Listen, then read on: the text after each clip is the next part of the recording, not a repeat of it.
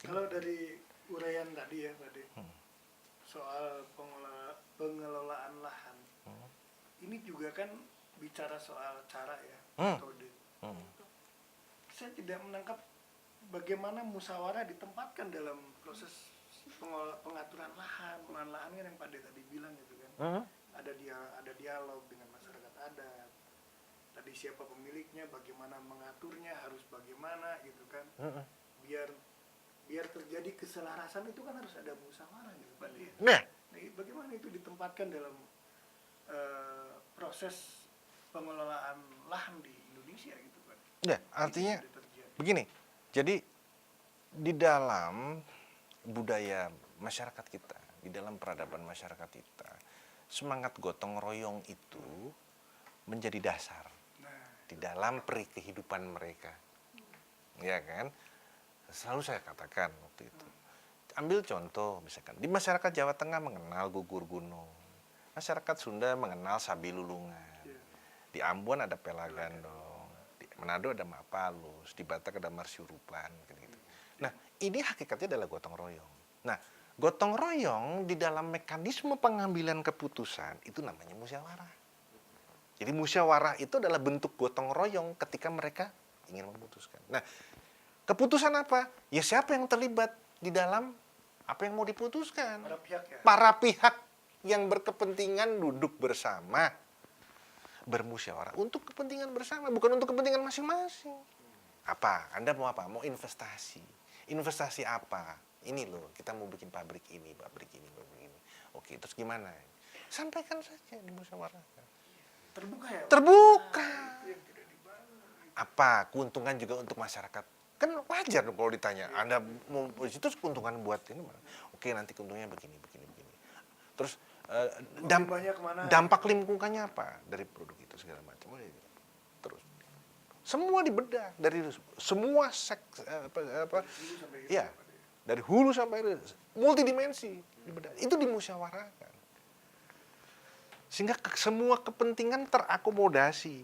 Jadi musyawarah itu memberikan satu ruang tercapainya satu keadilan di mana semua dimenangkan, win-win solution namanya.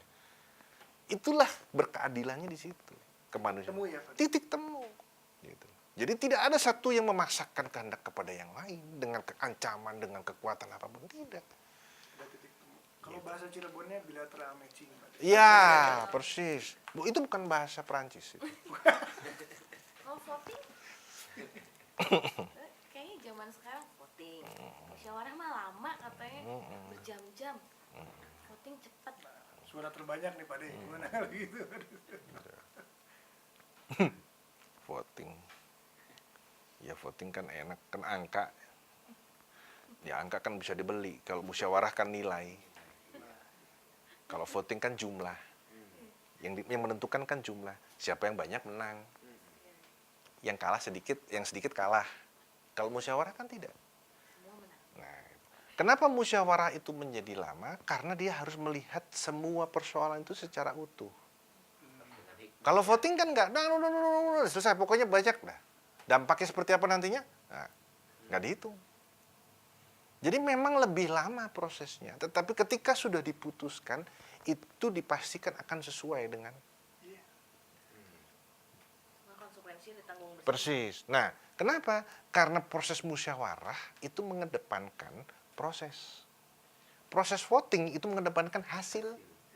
Jadi satu proses oriented, yang satu result oriented. Jadi beda. Yang penting ada hasil. Siapa yang menang? Yang paling banyak di voting.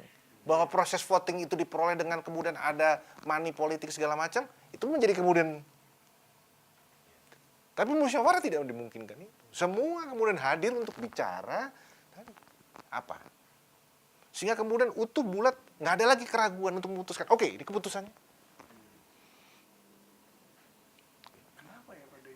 Kan mendingan lebih panjang di awal, tapi hasil jangka panjangnya lebih. Betul, karena kalau itu dilakukan kapital nggak punya gigi nanti. Modal, duit nggak punya ruang untuk bermain. Saya kan kembali soal kedaulatan. Oh iya dong, Harus artinya, main, gitu. loh iya dong, artinya prinsip musyawarah dalam konteks Pancasila harus ditempatkan kepada ketuhanan yang Maha Esa. Kan itu. Kalau voting, keuangan yang Maha Kuasa. Ini kan dua hal yang sangat berbeda. Gitu. Jadi voting ya bicara keuangan yang Maha Kuasa. Uang yang kemudian memenangkan. Karena dia atur nanti. Suara itu siapa. Kalau ini enggak. Jadi kembali kepada persoalan tadi, pertanyaan soal sengketa lahan dengan tata cara musyawarah ya tadi. Hadirkan semua pihak yang mau apa. Kita terbuka kok. Kita cukup tahu diri sebagai sebuah bangsa bahwa kita punya kekayaan alam berlimpah. Di pelosok dunia lain ada yang miskin karena kekayaan. Dan kita harus berbagi kepada mereka. Enggak kok kekayaan alam Nusantara ini habis kita makan sendiri kok. Enggak kok, kita tahu. Kita bisa membagi kepada yang lain. Tetapi bukan dengan kita dieksploitasi itu. Bahwa orang butuh terhadap kita karena kekayaan alam kita juga paham. Silakan mau ngambil, tapi jangan ngerampok gitu loh. Kita juga merelakan kok menyisakan untuk. Karena amanat Pancasila tentang perikemanusiaan tadi.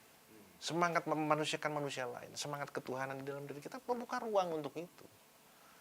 Untuk membagi kekayaan alam yang kita miliki untuk sebesar-besar kemakmuran rakyat dunia gitu. Bukan hanya rakyat Indonesia. Tapi saya harus memastikan rakyat saya sejahtera dulu dong. Iya kan? Kalau saya mau memakmurkan rakyat dunia, rakyat saya saja belum sejahtera, gimana ceritanya?